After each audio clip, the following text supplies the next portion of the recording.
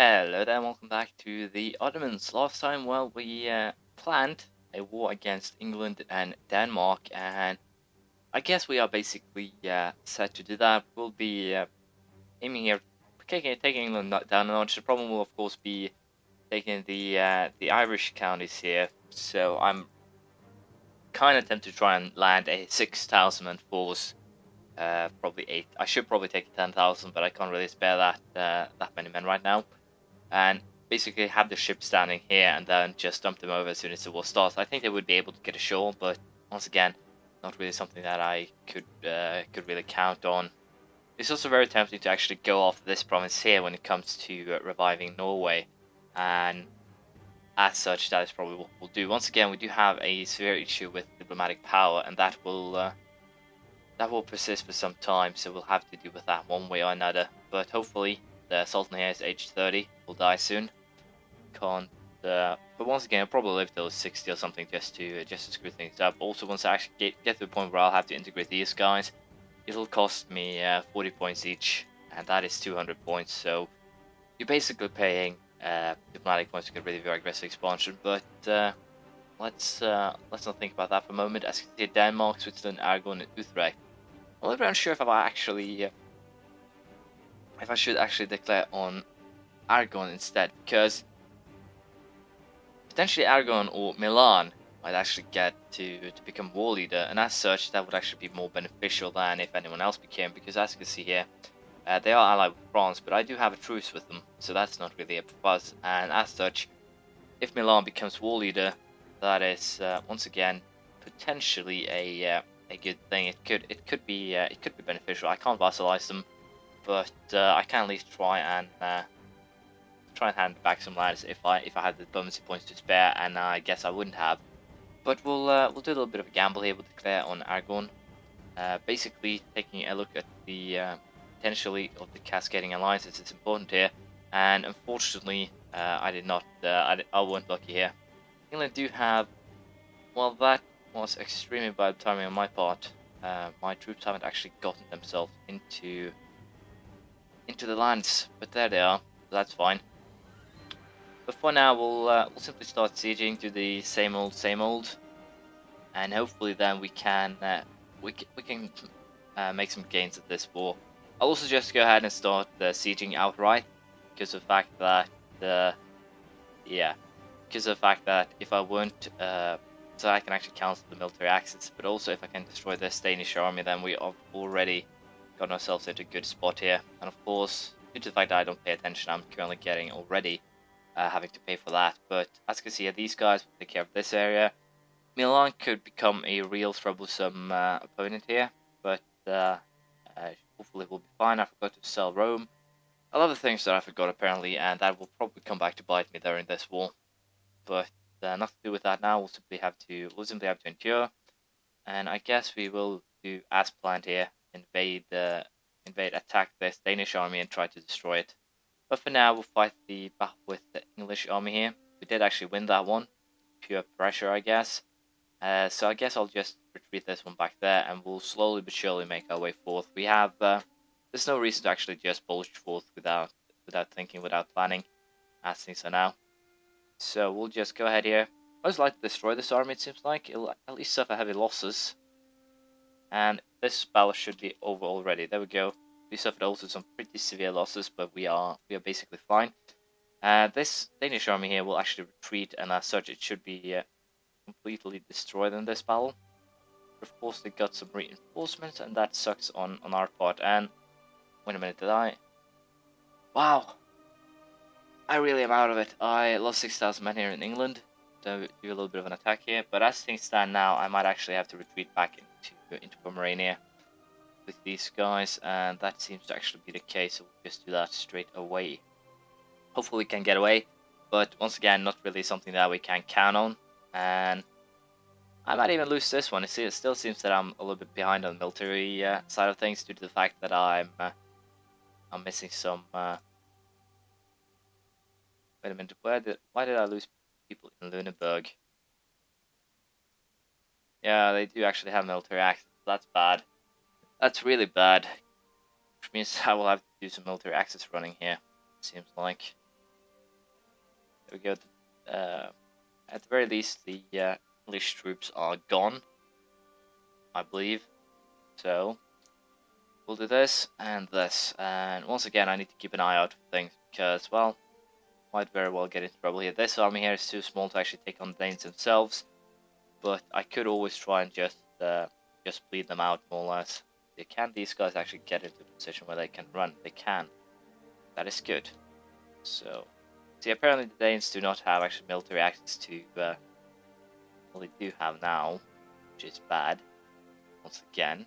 So I guess we'll go and try and run and hide over there. This army will be destroyed. I should probably just have despawned it, but once again, not really too good of a position to be in, but we should be able to get a good result in this war. I simply need to try and get Milan out of this. It should be fairly easy because they're already at war with Venice, and Aragon will most likely fall here. But I need to. There's a lot of things I need to deal with, and as of now, I might have underestimated them once again. I'm used to having the best military available, but I don't actually have that in this case. That is currently being one of the things that is screwing me over severely. If I can get military access to Poland, then I can basically run back home. But I need to start match up with this, get rid of that military access again.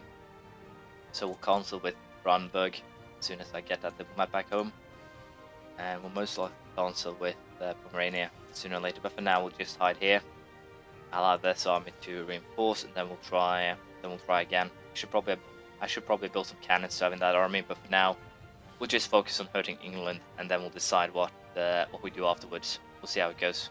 As things are currently standing, we might be in trouble here. There's a very big army here. The Swiss, the Milanians, and Siena. Everyone is down here kicking my battle asses, and that is causing us to lose a lot of potential war score here. Of course, once again, the military axis is screwing me over. So we'll just leave Denmark for the time being, march home. And then we'll start kicking on Milan. I think we'll go for that, and hopefully that can be enough. We might actually end up marching over here if we can. Probably won't be able to though, thanks to this. But as long as we siege Milanese lands, we should be able to get a fairly good peace deal from them. Same with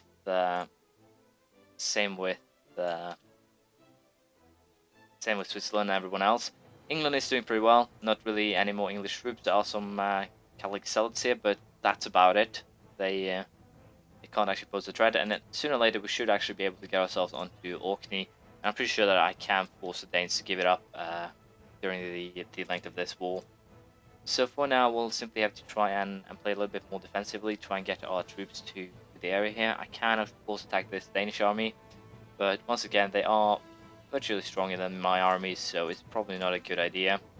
My vassals are once again getting their asses kicked, which is kind of bad because that hurts my war score pretty bad. Also the Umbrian Patriots.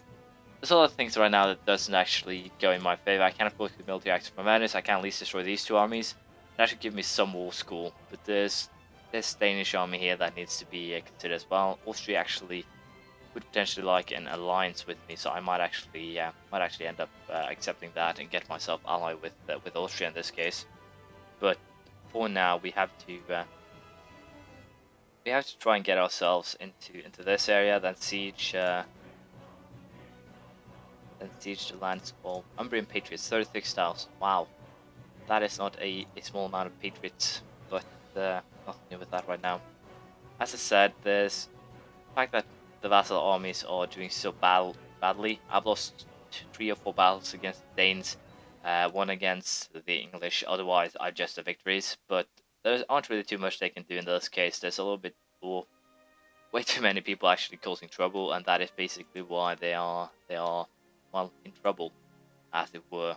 I'm a little bit unsure if we can actually get Milan and anyone else out of this at this stage, but I wouldn't actually count on that. So if I just go off Milanese armies here, destroy them, mostly, if I can destroy them, that is, then I should be able to get a fairly good result from this war. The problem will be marching over here, and what I'll be hoping for is that these guys don't actually challenge people like this. There's 7,000 men going to Mercia. There's 18,000 incoming, so not a good thing at all. Not a good place to choose your battles at all. So I hope they won't do that too much. But for now, we'll just allow the Danes to do whatever they want up in Austria, and hopefully we can then, through sieging of the English lands and well, stuff like that, get the result we want here. We'll see how it goes. There is one hilarious thing that I've noted. You know the Catholic zealots? When I and my Scottish armies, or my Scottish vassal, actually march on their armies together, we don't fight as one. We fight individually. First my army, then theirs. And I find that to be, once again, a very hilarious, it's probably an oversight or something, but it's kind of hilarious that my, that my smaller armies and the Scottish army decide to fight the battles individually. In other words, if these two fight a 9k stack of rebels, first my 6k will fight and then these 8k will fight. I guess that has to do something with the fact that we are different religions, but even so, it's kind of hilarious and kind of annoying that you can't actually fight together in these circumstances. It actually forces you to fight individual battles, which I find hilarious and kind of unnecessary and stupid. Let's just leave it at that. Lombardia, so they have troops coming back home, but once again, can't really say that I think that they will be able to make anything of it. We should be able to win this battle here, and then we should be able to destroy it, because shadow retreat works like this. They can't really run that far. There aren't actually any place they can really shadow to. They ran home, that's it. And with this, we'll also go ahead here and accept their demands, local autonomy. I can live with that. It's a ton of rebels after all. And of course we had someone actually decide to join in the fun here. So we'll join these two armies, or these three armies, and that should be enough to actually push the victory here into our favor, which is, once again, gives us a positive war score, surprisingly enough. Problem now is, can I actually do peace with Milan? Yes, I can.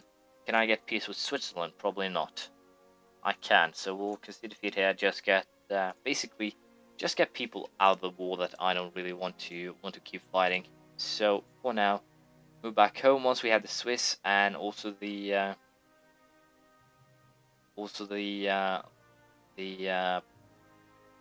Milanese out of the war, or Lombards, probably. We should be far better off. And also, as you can see, England is almost ready to fall. The Danes actually have 33,000 troops here, just standing, being silly more or less, because I have 8,000, or my vassal have an army up here that is currently causing havoc in their lands. So I'm a little bit unsure if these guys are just a safeguard for these, or if they're actually something else that I haven't really noticed. But who knows? Let's see here. How do you give up your deals with France? Because I do not like the fact that you have deals with France. So I can live with this. There we go. Deals with France gotten rid of. We still have those Portuguese patriots that we need to worry about, and also the sieges are coming on nicely. We have also another English army that we can crush, but for now, as you see, from 36 battles -4, and Granada versus 4,000 Navarre versus versus Milanese. A lot of battles, a lot of weird ones, but at the very least now we have less enemies to fight. Pretty sure Siena will also peace out if I ask nicely, as it were. They're almost there. So if I can just get the Danes out of this, well, that would basically be great. That means that I basically have the victory that I want here. I have to fight the Danes some other times, because right now it really doesn't help me fighting them. And now I can focus on both England and Aragon to basically cut them a little bit down to size. Aragon actually has this one where I can actually just release Toulouse, for example, and then feed them the northern part here, and feed this one to, let's say, Castile, if I vassalize them down the line. But for now, we'll focus on getting these two annexed, and then we'll focus on, or worry about those things. But for now, once again, we'll siege the English lands, and then we'll hopefully now be able to deal with this issue one way or another. I'm a little bit unsure if I should actually just have my... Wow, this is also something that I forgot about. No wonder that I've been losing battles. I'm a genius. But yeah, I think I can try and sneak my army, or my fleet that is, back home by doing this. No idea why those guys actually didn't join in battle, as it were. Is it because it's going to the harbor or something? No idea. But I'm happy that I did, because this means that I can now once again, fetch these guys and send them over to help. We'll also have to do some refix or restocking, I guess I should call it, of my armies, because they are starting to become very weird in their composition due to the fact that we have a lot of lost battles. So that will have to be as well. I have a military active somewhere, probably Austria. Once again, wasting a lot of diplomatic points for no good reason. That seems to be how I do things. So my apologies for not doing the best I can. But once again, these guys actually can't sneak around or sneak past a lot of armies for some reason, or navies. So once these guys are basically landed in Mercia, we'll be ready to. Well, there they chose to fight, but I guess that is to be expected. Didn't actually lose any transport ships, so my troops will all come get there in good shape. And I guess we'll just go straight for battle here, try and dislodge this. Yeah, we'll actually win that battle now, which is quite good. So we have put ourselves in a good position. We'll simply have to try and get rid of these rebels for them, and hopefully that'll be enough to start sieging some Aragonese lands. We'll see how it goes. So it seems that we are basically now set all our remains to get London, Cornwall, and the Aragonese land siege, and then we are basically done with this one. Naples have decided to go off the Seta here. Kind of weird move if you ask me, but nothing really to say on that. Also, that means that we will find Naples. The problem is when. They are allied with Austria, so that's kind of bad. But I have no idea if we'll actually go for getting ourselves a coalition war, most likely, where hopefully we can get Austria in as part of it as well, because that will solve basically every issue that we have on this case. But for now, we'll just I guess leave things as they are, because we are out of time. And as you can see, the sieges are coming along nicely in this area. The problem will be getting ourselves to these islands due to the fact that Aragonese navy and such. There are some actually Bosnian nationalists that are causing some issues. Byzantium has been reborn in Trebizond, among other things. The problem with actually fighting Austria right now is that they are starting to get a huge list of allies: Naples, Poland, Syria. But they shouldn't still be they shouldn't be difficult to fight even. So I'm pretty sure that our next war will be pretty soon, and it will be against Naples here. We'll take Seta and most likely some of these lands as well, so we can feed them to Ferrara. But all that remains is the English war is basically siege, and then we'll feed Scotland a little bit more, try and release a couple of Irish miners. We'll have to see. But this is the end of this episode. Thank you for watching. Please leave a comment, praise, criticism, anything you feel like, and I'll see you around next time. Bye.